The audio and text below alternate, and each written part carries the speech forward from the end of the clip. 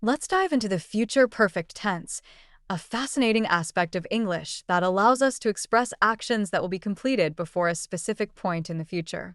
It's like a time machine for our thoughts. First, let's break down the structure. The future perfect tense is formed using will have followed by the past participle of the verb.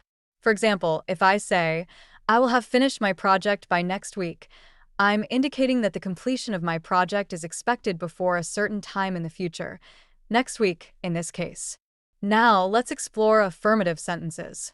These are straightforward statements. For instance, she will have graduated by the end of this semester.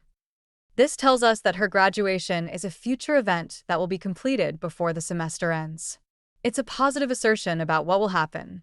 Next up, we have negative sentences. To form these, we simply add not after will. So, if I say, I will not have completed my report by tomorrow, I'm clearly stating that the report won't be finished before tomorrow arrives. This structure helps us express what we anticipate won't happen, which is just as important as what will happen. Now, let's move on to interrogative sentences, which are questions. To form these, we invert the subject and will.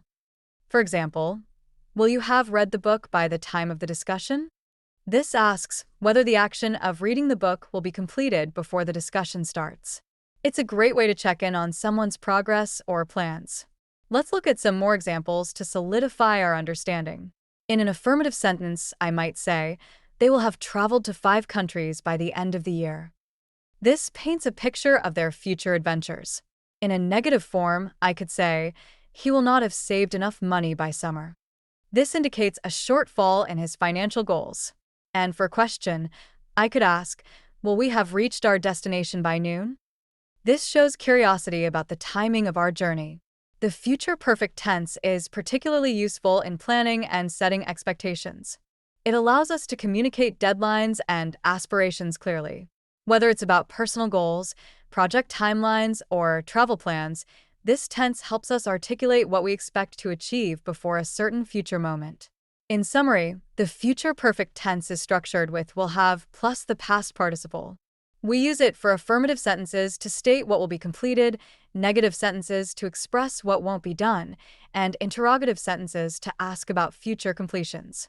Mastering this tense can enhance your communication skills, making your conversations about the future much more precise and engaging.